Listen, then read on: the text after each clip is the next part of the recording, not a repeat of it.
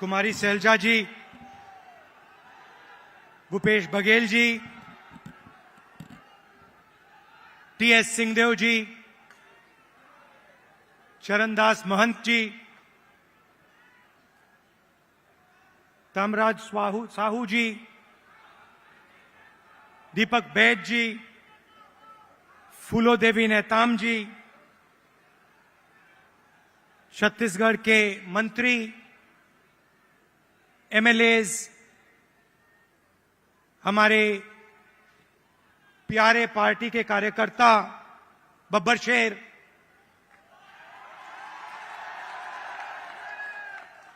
और शेरनिया, भाइयों और बहनों, छत्तीसगढ़ के युवाओं, प्रेस के हमारे मित्रों, आप सबका यहां बहुत बहुत स्वागत। इतनी गर्मी में आप आए,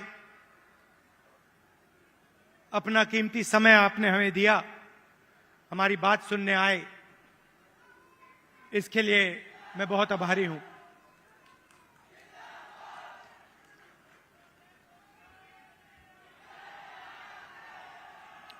कुछ ही महीने पहले कर्नाटक में चुनाव हुआ।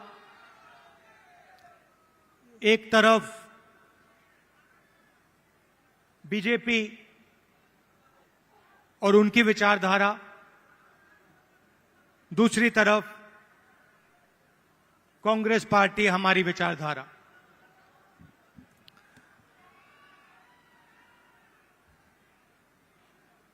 उनका काम लोगों को बांटने का, नफरत फैलाने का, हिंसा फैलाने का। हमारा काम लोगों को जोड़ने का, नफरत के बाजार में मोहब्बत की दुकान खोलने का।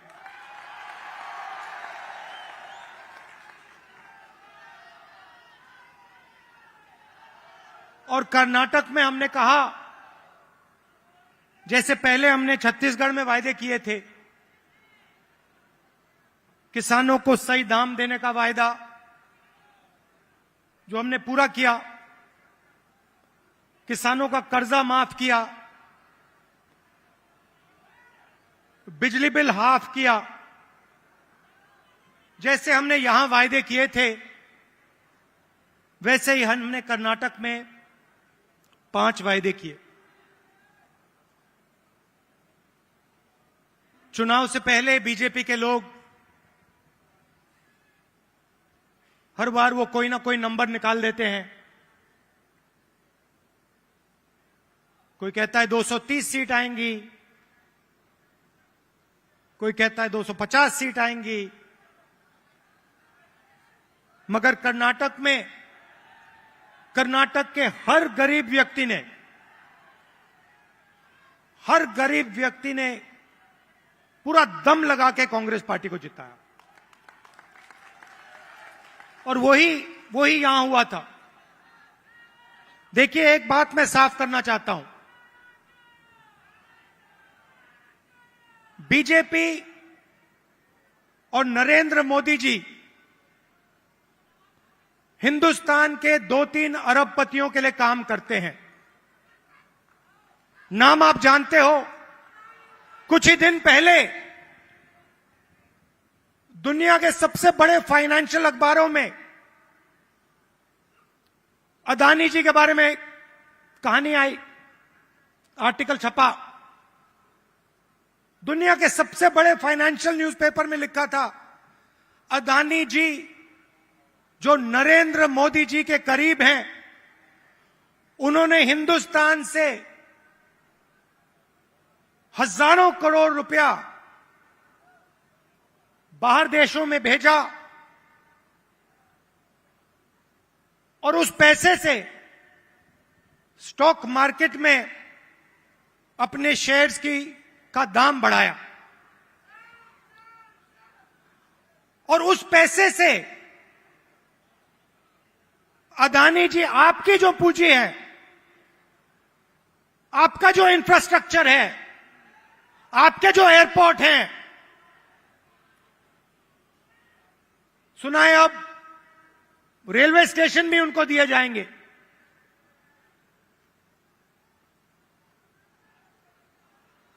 पूरा का पूरा एक व्यक्ति के हवाले किया जा रहा है।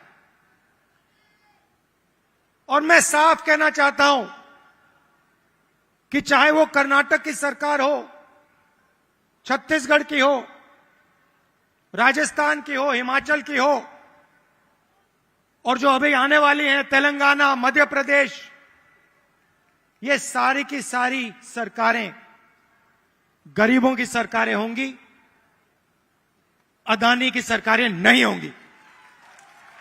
और प्रधानमंत्री को साफ कहना चाहिए, देश को बताना चाहिए और छत्तीसगढ़ के युवाओं को बताना चाहिए कि वो अदानी जी पर इंक्वायरी क्यों नहीं करवा रहे हैं।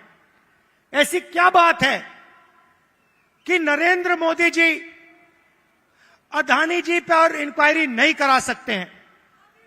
दो तीन सवाल हैं भाई और बहनों, युवाओं। ये जो हजारों करोड़ रुपए हिंदुस्तान से बाहर गया, ये पैसा किसका था? पहला सवाल, ये अदानी जी का पैसा नहीं था, ये किसी और का पैसा था।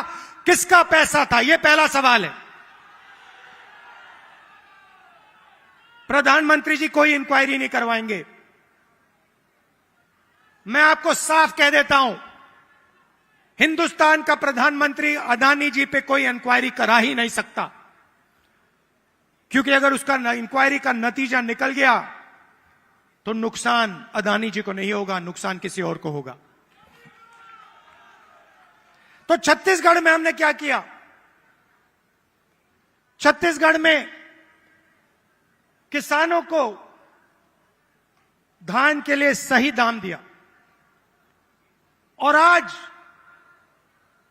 आप सारे प्रदेशों को देख लीजिए, लिस्ट निकालिए, सवाल पूछिए, धान के लिए सबसे ज्यादा पैसा कौन से स्टेट में मिलता है? जवाब मिलेगा छत्तीसगढ़, छत्तीसगढ़, छत्तीसगढ़। और प्रधानमंत्री जी यहां आए थे, मुझे याद है, बीजेपी के सब नेता आए थे और कहा था कि कांग्रेस पार्टी इस वायदे को पूरा नहीं कर सकती है। कहा था पैसा नहीं है। हमने साफ दिखा दिया, पैसा है और वायदा पूरा हमने कर दिया। जहां भी हम जाते हैं, हम झूठे वायदे नहीं करते। 15 लाख रुपए का वायदा हम नहीं कर सकते। नरेंद्र मोदी जी ने कहा था काला धन वापस आएगा, 15 लाख रुपए बैंक अकाउंट में जाएंगे। उल्टा हजारों करोड़ रुपए हिंदुस्तान से बाहर जा रहा है। इंटरनेशनल अखबार कह रहे हैं कोई इंक्वायरी नहीं।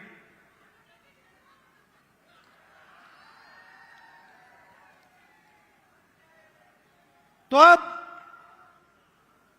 छत्तीसगढ़ के युवा जो हैं,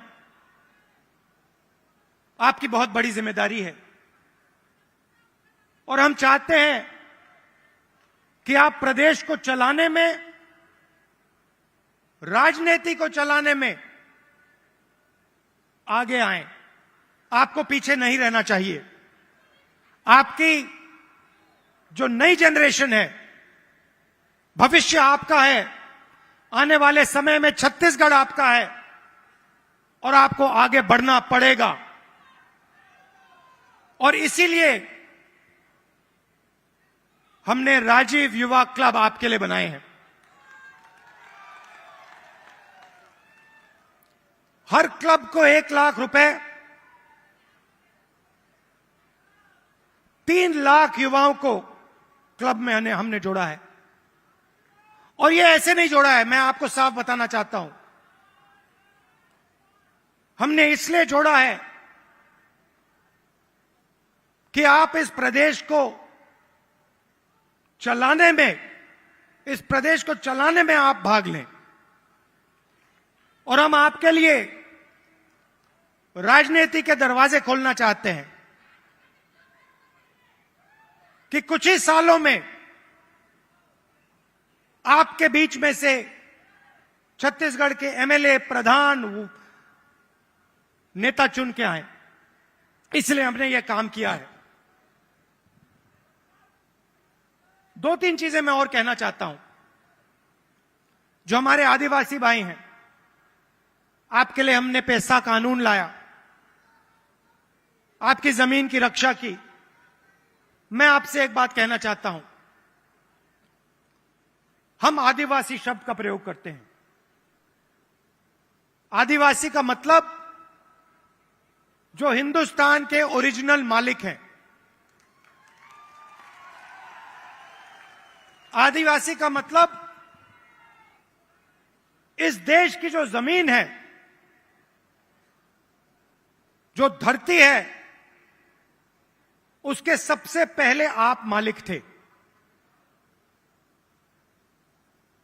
मतलब आपकी जमीन पर, जंगल पर, जल पर आपका हक बनता है। बीजेपी ने एक नया शब्द निकाला है, वनवासी। इस शब्द का बिल्कुल दूसरा मतलब है। हम चाहते हैं कि आदिवासी युवा जो भी सपना देखना चाहें, देखें और उस सपने को पूरा करें। डॉक्टर बनना है, इंजीनियर बनना है, बिजनेस चालू करना है, लॉयर बनना है, जज बनना है, मैन्युफैक्चरिंग यूनिट शुरू करना है, सब चीजों में आपको शामिल होना चाहिए। वो चाहते हैं कि आप जंगल में ही रहें, आप जंगल के बाहर ना आए। शब्द के पीछे सोच है भाइयों और बहनों। उनका कहना है कि आप पहले हिंदुस्तान के मालिक नहीं थे, आप जंगल में रहते थे और आपको जंगल में रहना चाहिए। हम कहते नहीं, जंगल का हक, जमीन का हक, जल का हक आपको मिलना चाहिए। मगर जो भी आप सपना देखना चाहते हो, जहां भी आप जाना चाहते हो, वो सपना आपके लिए पूरा होना चाहिए। यह फर्क है विचारधारा में।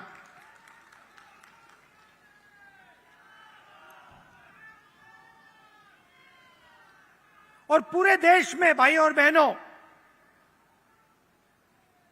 पूरे देश में ये नफरत फैला रहे हैं। आदिवासियों को नया नाम दे देंगे, एक धर्म को दूसरे धर्म से लड़ा देंगे, एक भाषा को दूसरी भाषा से लड़ा देंगे, एक जात को दूसरी जात से लड़ा देंगे। हमारा काम जोड़ने का है। जहां भी ये नफरत फैलाते हैं, चाहे वो मणिपुर हो, असम हो, कर्नाटक हो, जहां भी ये नफरत फैलाएंगे, कांग्रेस पार्टी के कार्यकर्ता वहां जाकर मोहब्बत फैलाएंगे। ये हमारा काम है, ये हमारी जिम्मेदारी है। आप देखिए, भारत जोड़ो यात्रा का यही लक्ष्य था। कन्याकुमारी से हम शुरू हुए, श्रीनगर तक गए,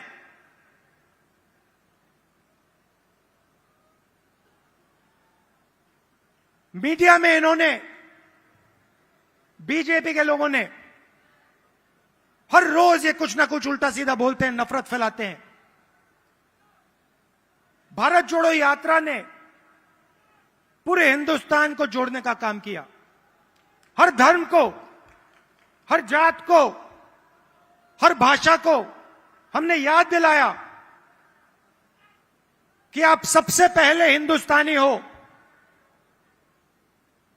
और आप सबको एक साथ मिलकर मोहब्बत के साथ,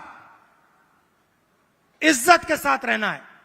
यह यात्रा का मैसेज था और यह बहुत गहरा मैसेज था, नया मैसेज नहीं था, बहुत पुराना मैसेज है। सदियों से यहां पे छत्तीसगढ़ में और बाकी प्रदेशों में लोगों ने यह मैसेज दिया है और यही कांग्रेस पार्टी का और हिंदुस्तान का डीएनए है। हम जोड़ते हैं, वो नफरत फैलाते हैं। हम किसानों के लिए, मजदूरों के लिए, छोटे व्यापारियों के लिए काम करते हैं, वो 2-3 अरबपतियों के लिए काम करते हैं। कुछ साल पहले मैंने बघेल जी से एक बात कही। मैंने कहा, जहां भी मैं जाता हूं, मैं युवाओं से पूछता हूं, आपके सामने सबसे बड़ी मुश्किल क्या है? बीजेपी ने जो हिंदुस्तान की रीढ़ की हड्डी है, आर्थिक रीढ़ की हड्डी है, उसको तोड़ दिया है। जो छोटे व्यापारी थे, जीएसटी और नोटबंदी ने उनको खत्म कर दिया, जानबूझ के खत्म किया। और जब भी मैं इनसे पूछता हूं, आपके सामने सबसे बड़ी मुश्किल क्या है, कहते हैं बेरोजगारी। और मैंने छत्तीसगढ़ के चीफ मिनिस्टर से कहा, देखिए, छत्तीसगढ़ में अलग अलग स्किल्स हैं, हर डिस्ट्रिक्ट में आप कुछ ना कुछ बनाते हो, मगर जो छोटे बिजनेस वाले होते हैं उनको बैंक का पैसा नहीं मिलता, उनको मीडिया का सपोर्ट नहीं मिलता। और मैंने छत्तीसगढ़ के चीफ मिनिस्टर बघेल जी से कहा कि आपका फोकस इन छोटे व्यापारियों पे होना चाहिए, छोटे बिजनेस वालों पर होना चाहिए, बैंक के दरवाजे उनके लिए खोलने चाहिए, और मार्केटिंग हो तो इनके लिए हो। और खुशी से मैं कहता हूं कि बघेल जी ने इस पे काम शुरू कर दिया है और इससे आने वाले समय में लाखों युवाओं को फायदा मिलेगा, हजारों नए बिजनेस खुलेंगे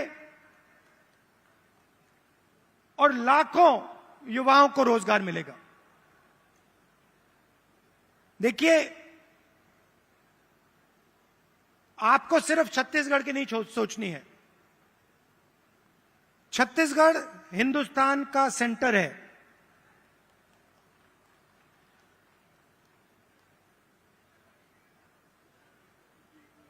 बंगाल से गुजरात कोई जाता है, छत्तीसगढ़ से निकलना पड़ता है। आप सेंटर लाइन पे हो और आपको देश का लॉजिस्टिकल सेंटर बनना चाहिए कि आप इंफ्रास्ट्रक्चर तैयार करिए कि छत्तीसगढ़ हिंदुस्तान का लॉजिस्टिकल सेंटर बने।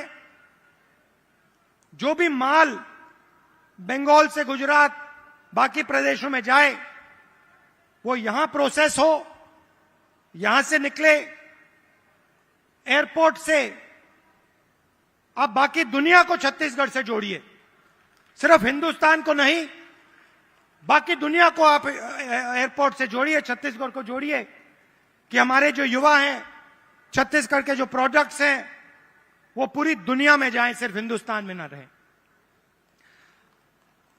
मुझे लगता है कि छत्तीसगढ़ की सरकार ने बहुत अच्छा काम किया है और आने वाले 5 सालों में भी यहां पे छत्तीसगढ़ की सरकार, कांग्रेस पार्टी की सरकार जबरदस्त काम करने जा रही है। कार्यकर्ताओं से मैं कहना चाहता हूं, आप हमारी रीढ़ की हड्डी हो, आप हमारे विचारधारा के लिए लड़ते हो।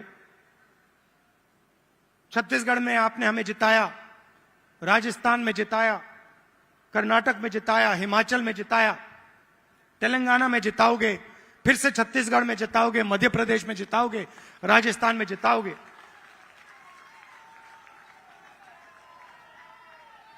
हमारी बघेल जी, हमारी सरकार को हमारे कार्यकर्ता की रक्षा करनी चाहिए।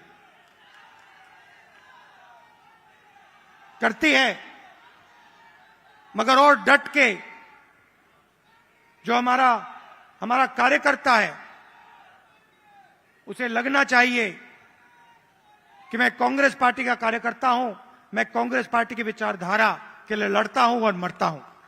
देश को आपकी जरूरत है। नफरत से देश आगे नहीं जा सकता है, हिंसा से देश आगे नहीं जा सकता है, अर्थव्यवस्था नहीं बढ़ सकती है। मोहब्बत से, इज्जत से काम किया जाता है और अगर देश को जोड़ा जाता है, सबको एक साथ लाया जाता है, तो देश तेजी से प्रगति करता है। आप सब यहां आए, इतने प्यार से आपने मेरी बात सुनी, इसके लिए आप सबको दिल से धन्यवाद। और जो युवा हैं जो अब इन क्लब्स में शामिल होंगे, आप याद रखिए छत्तीसगढ़ का भविष्य आपका है, आपकी बड़ी जिम्मेदारी है। आपको राजनीति में आना है और आपको छत्तीसगढ़ को भविष्य में चलाना है। बहुत बहुत धन्यवाद। जय हिंद, नमस्कार।